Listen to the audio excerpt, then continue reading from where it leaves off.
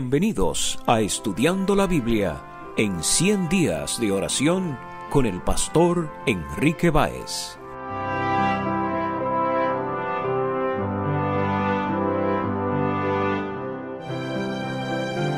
Hola, te saluda el pastor Enrique Báez. En este día, nuestra reflexión está basada en Mateo capítulo 5, versículo 13. Vosotros sois la sal de la tierra. Pero si la sal se desvanece, ¿con qué será salada? No sirve más para nada, sino para ser echada fuera y hollada por los hombres.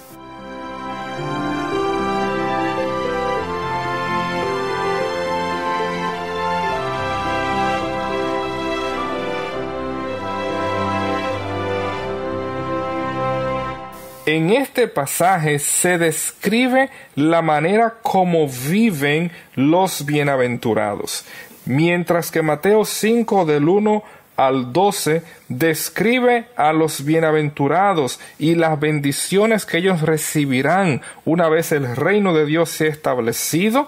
En esta sección se comienza a hablar de cómo viven en el presente los que siguen al Señor Jesucristo. Es interesante que este pasaje inicia de una forma enfática, utilizando el pronombre personal de segunda persona plural. Ustedes son la sal de la tierra.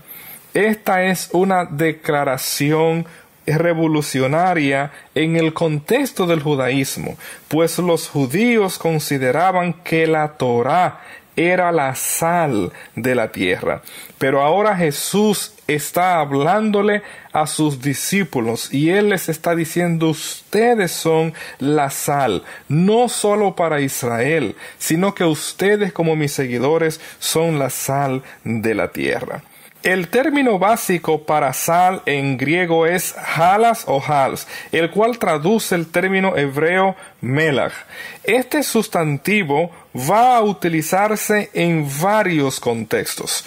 Uno de los usos primarios que tenía la sal en el Antiguo Testamento se relacionaba con los sacrificios, como aparece en el libro de Levítico, capítulo 2, versículo 13, donde leemos: y sazonarás con sal toda ofrenda que presentes, y no harás que falte jamás de tu ofrenda la sal del pacto de tu Dios. En toda ofrenda tuya ofrecerás sal. De manera similar, Ezequiel capítulo 43 versículo 24 va a hablar de cómo la sal era indispensable en el ofrecimiento de los sacrificios.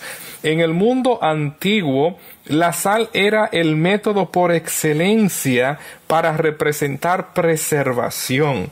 Y claro, el concepto de estos sacrificios está representando muchos elementos de relación, de lealtad entre Dios y el que presenta el sacrificio.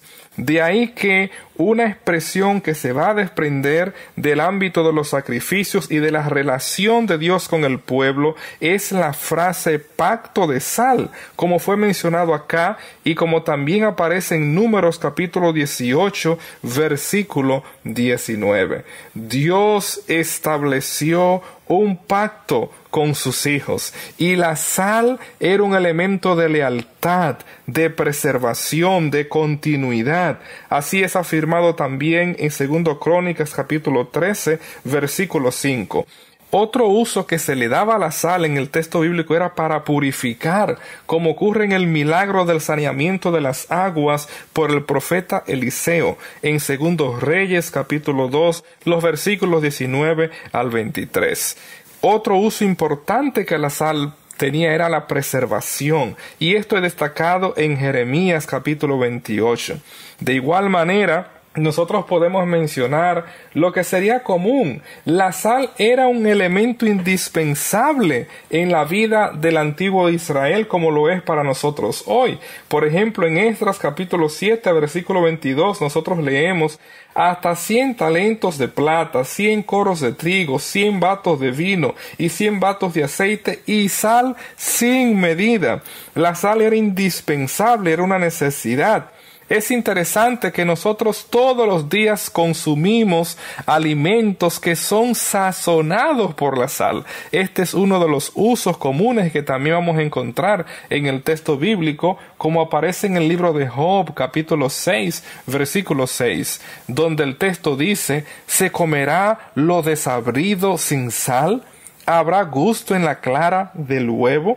Es natural. Nosotros no vemos la sal cuando comemos, pero la sentimos desde que ponemos la comida en nuestra boca.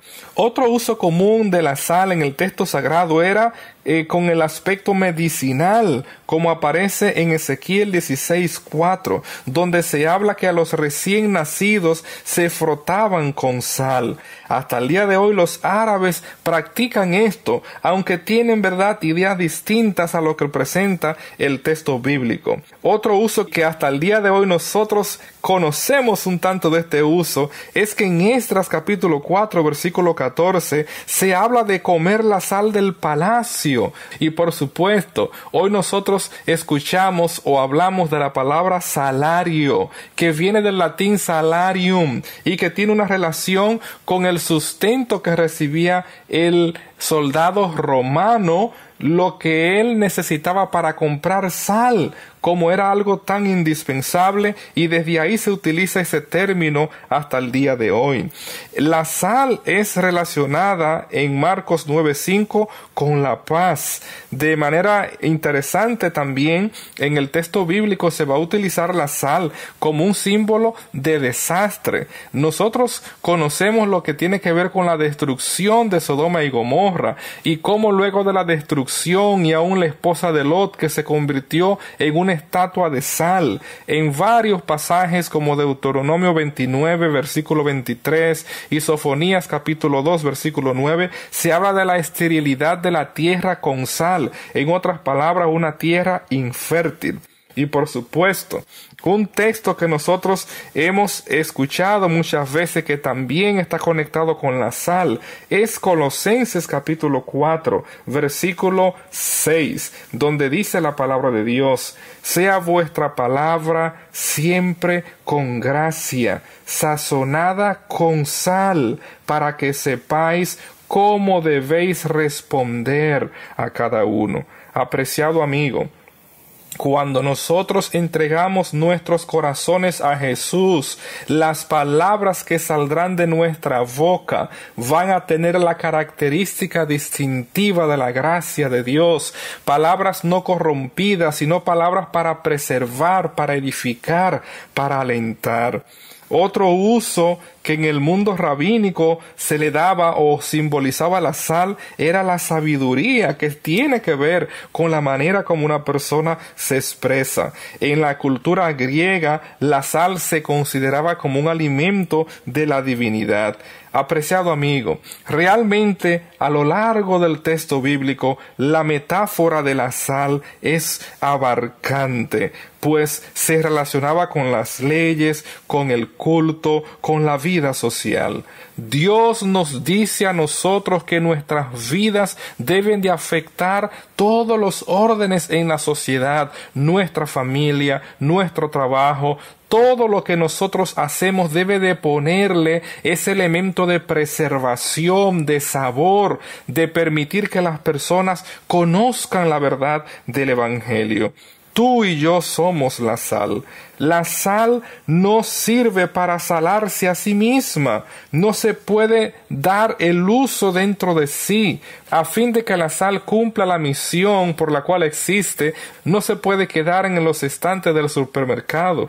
No se puede quedar en los gabinetes de nuestras cocinas. Tiene que estar mezclada con los alimentos. Y de igual manera, apreciado amigo, a fin de que tú y yo cumplamos la misión que Dios nos ha dado, debemos de mezclarnos en la sociedad a fin de traer los cambios que realmente Dios quiere que ocurran en nuestro mundo. Una de las lecciones que este pasaje nos da es que no existe garantía de estatus delante de Dios. Si tú y yo no estamos conectados con Jesús, si tú y yo no mantenemos nuestra fidelidad a ese Dios que ha obrado la salvación en nuestro beneficio. Si tú y yo no llevamos el mensaje de la salvación al mundo que perece en corrupción, en violencia, en búsqueda de respuestas en los lugares equivocados, entonces Jesús dice, si la sal no sala, no sirve no más que para ser echada al muladar, será pisoteada, será hollada. Hoy más que nunca Jesús espera que nosotros cumplamos la misión de darle sabor a este mundo que muere en el pecado. Hoy más que nunca nosotros necesitamos llevar a las demás personas el mensaje de la salvación que hemos encontrado en Jesús. La sal necesita salir del salero, necesita salir de la zona de confort, y hoy más que nunca Jesús te dice a ti y me dice a mí, tú eres la sal de la tierra. Que en este día una vez más nosotros entreguemos nuestras vidas a Jesús por completo, de tal manera que nuestros pensamientos, nuestras palabras y nuestras acciones puedan darle la oportunidad a todos los que entran en contacto con nosotros de encontrarse con nuestro Salvador, Cristo Jesús. Que Dios te bendiga. Jesús nos dio esta misión, su inmenso amor a todos dar. Tan solo entraremos en acción si nos motiva su perfecto amor. Con su poder nos moverá y así podremos compartir su gran amor, la verdadera paz y la esperanza en el porvenir. Somos la sal del mundo, somos la sal del mundo, restaurando el sabor, la alegría de vivir. Somos la sal del mundo. La vida que Jesús vivió y el gran ejemplo que dejó demuestran el real sentido de misión que el Señor nos entregó.